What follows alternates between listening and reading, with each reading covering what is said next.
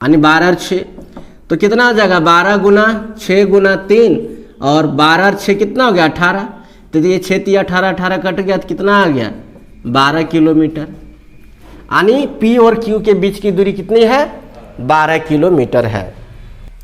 Hello friends, welcome to Krishna tutorial hall and institute of mathematics learn easy methods to solve mathematical problems. मैं मुकेश, आज मैं आप लोगों के लिए नाव एवं धारा का पार्ट 2 लेकर आया हूं और आज मैं आप लोगों को कुछ इंपॉर्टेंट क्वेश्चन सॉल्व करके दिखाऊंगा। पिछले क्लास में मैंने आप लोगों को इसका बेसिक कॉन्सेप्ट बताया था। यदि उस वीडियो को आपने नहीं देखा है तो देख लीजिएगा, लिंक मैंने डिस्क्रिप्शन में दे रखा है। तो चलिए बिना देर किए शुरू करते हैं आज का क्लास। आज का क्लास शुरू करने से पहले एक बात बताना चाहता हूं, अगर आप चैनल पर नए हैं, पहली बार मेरी वीडियो को देख रहे हैं तो चैनल को सब्सक्राइब कर लीजिए और बेल आइकन को प्रेस कर दीजिए ताकि आपको मेरी रेगुलर आने वाली वीडियो का नोटिफिकेशन मिलता रहे। और मेरी क्लास अगर आपको अच्छा लगता है तो लाइक करना मत भूलिएगा। चलिए शुरू करते हैं आज का क्लास।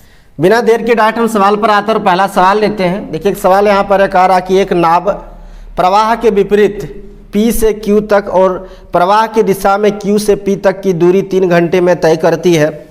यदि स्थिर जल में नाव की गति 9 किलोमीटर प्रति घंटा हो और धारा की गति 3 किलोमीटर प्रति घंटा हो तो P और Q के बीच की दूरी कितनी है।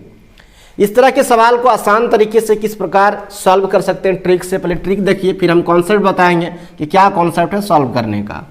ट्रिक कुछ नहीं है, धारा की शांत जल में चाल दिया है 9 किलोमीटर प्रति घंटा और धारा की चाल दिया हुआ है 3 किलोमीटर प्रति घंटा। तो धारा की दिशा में चाल कितना हो जाएगा 12 किलोमीटर प्रति घंटा, क्योंकि धारा की दिशा में दोनों के चाल को क्या करते हैं जोड़ देते हैं। और धारा की विपरीत दिशा में चाल कितना हो जाएगा तो 6 किलोमीटर प्रति घंटा। कैसे, तो 9 + 3 जोड़ देंगे तो आ गया 12 और 9 - 3 कर देंगे तो कितना आ गया 6, क्योंकि ये है शांत जल में और ये है धारा की चाल। अब जब दूरी आपसे पूछा जाता है तो धारा की दिशा में चाल और धारा की विपरीत दिशा में चाल के गुणनफल में, तो दोनों का चाल के गुणनफल दूरी निकालना है तो चाल गुना समय। तो कहता है कि आने में और जाने में दोनों समय मिला के उसको लग रहा है कितना 3 घंटा। तो दोनों का चाल के गुना में समय से गुना कर देंगे और दोनों के चाल, धारा की दिशा में चाल और धारा की विपरीत दिशा में चाल के योगफल से क्या करेंगे भाग दे देंगे। यानी 12 और 6 तो कितना हो जाएगा 12 गुना 6 गुना 3 और 12 और 6 कितना हो गया 18। तो ये 6 3 18 18 कट गया तो कितना आ गया 12 किलोमीटर। यानी P और Q के बीच की दूरी कितनी है 12 किलोमीटर है। अब हम आते हैं इसका कॉन्सेप्ट पर कि कॉन्सेप्ट किस प्रकार का है, कैसे हम सॉल्व करते हैं कॉन्सेप्ट के माध्यम से। कॉन्सेप्ट क्या है कि मान लीजिए दूरी कितना है x किलोमीटर है, कि हम नहीं जानते तो क्या मान लिए दूरी x किलोमीटर मान लिए। अब धारा की दिशा में जाने में समय कितना लगेगा दूरी बटे चाल x बटे 12। दूरी है x और चाल कितना है 12 किलोमीटर, तो कितना समय लगेगा x बटे 12। और धारा की विपरीत दिशा में जाने में कितना लगेगा x बटे 6। दूरी है x और समय कितना है, सॉरी चाल कितना 6। तो ये जो समय लगा और ये जो समय लगा दोनों समय किसके बराबर है तो 3 घंटे के बराबर है। ऐसा सवाल में दिया गया है कि 3 घंटा लगता है। अब इसको सॉल्व कर दिए, इसका एलसीएम कितना हो जाएगा यहाँ पर 12, तो x प्लस कितना हो जाएगा 2x और बराबर कितना 3। यहाँ पे जोड़ेंगे हो गया 3x बटे 12 बराबर कितना 3 और 3 3 कैंसिल हो गया तो x बराबर कितना आ गया 12 किलोमीटर। तो आप मानकर बनाएंगे तब भी ऐसे आएगा, नहीं तो फिर आप इस तरह से ट्रिक जो है वो इससे आप बना सकते हैं। ट्रिक में ये कहता है कि धारा की दिशा में चाल और धारा की विपरीत दिशा में चाल ज्ञात कीजिए, फिर दोनों के चाल के गुणनफल में समय से गुना करके दोनों तरफ के चाल के योगफल से भाग दे दीजिए, आपको दूरी प्राप्त हो जाएगा। तो चलिए सॉल्यूशन लिखना तो लिख लीजिए, कुछ और सवाल हम सॉल्व करके दिखाते हैं। अगला सवाल देखिए, कह रहा है कि एक नाव नदी की धारा के साथ A से B स्थान तक जाने में और धारा के विरुद्ध B से A तक आने में 4 घंटे का समय लेती है। यदि धारा की गति 2 किलोमीटर प्रति घंटा और स्थिर जल में नाव की गति 4 किलोमीटर प्रति घंटा है तो A और B के बीच की दूरी कितनी है। यह भी उसी तरह का सवाल है, बहुत आसान तरीके से सॉल्व कर सकते हैं। देखिए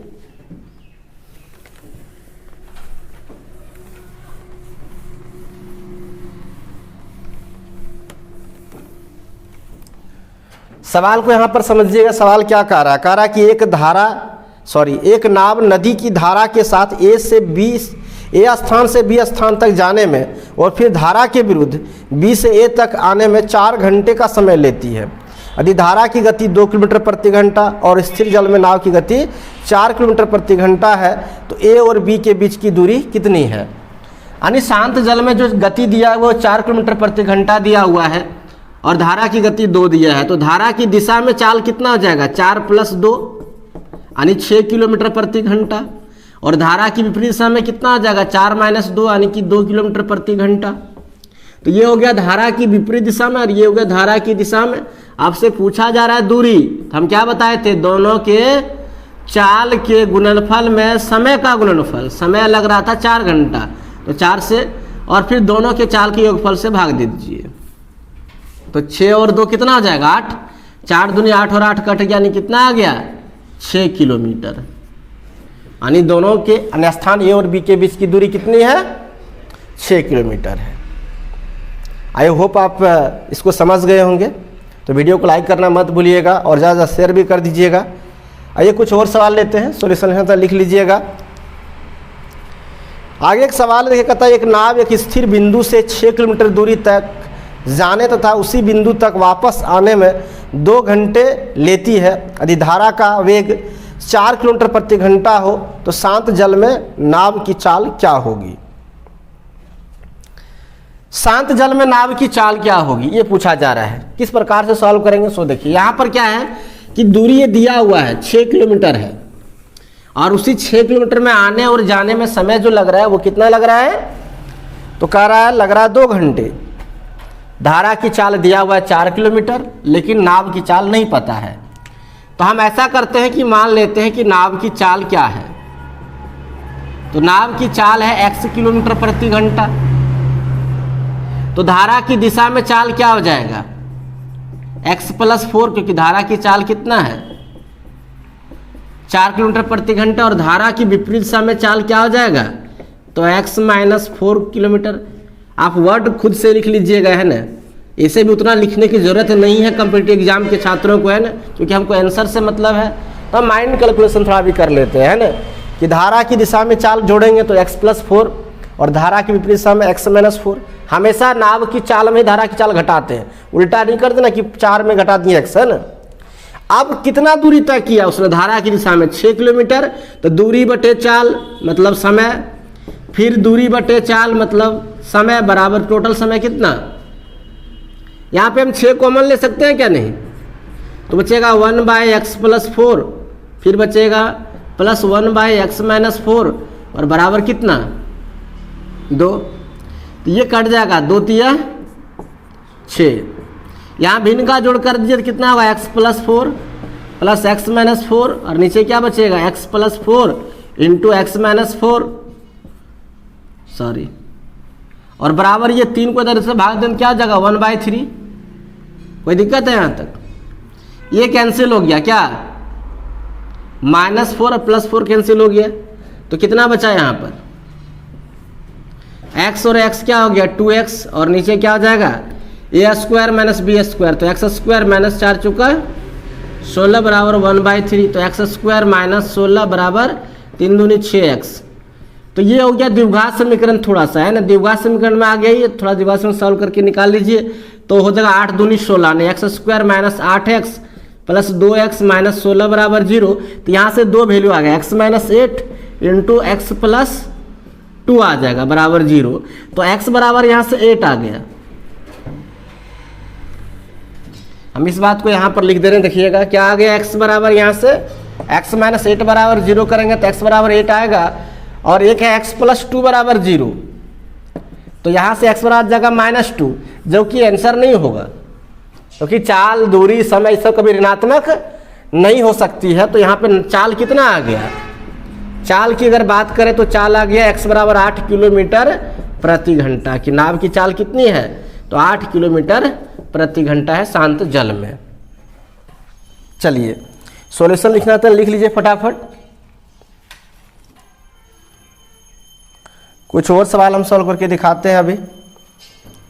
आप लोग इसे लिख लिए होंगे। आइए अगला सवाल दिखाते हैं सॉल्व करके किस प्रकार से सॉल्व करेंगे।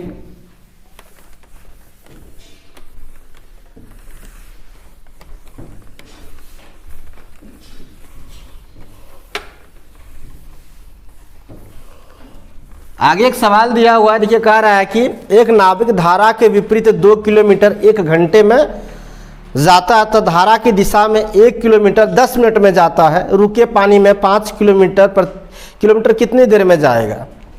तो बहुत आसान तरीके से सॉल्व कर सकते हैं। धारा के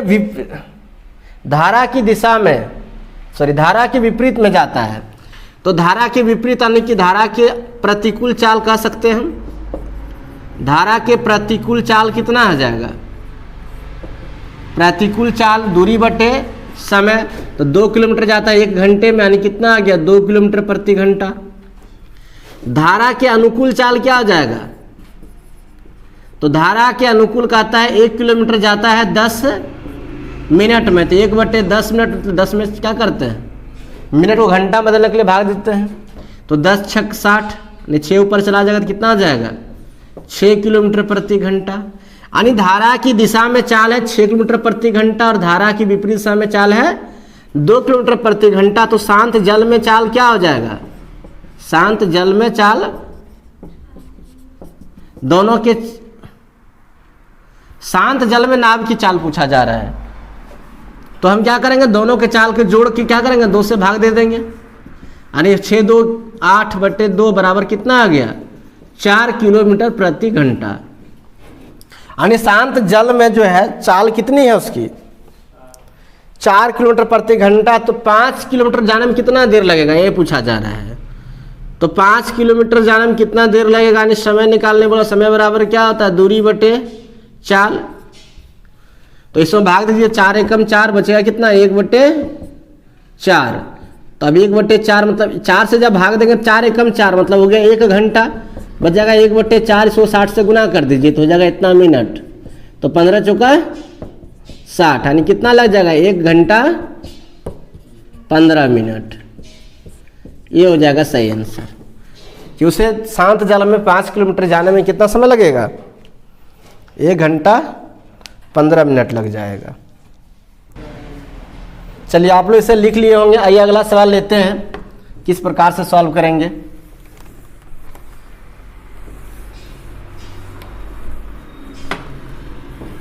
आगे एक सवाल दिया हुआ, देखिए कह रहा है कि एक व्यक्ति ठहरे हुए पानी में नाव 10 किलोमीटर प्रति घंटे की गति से चला सकता है।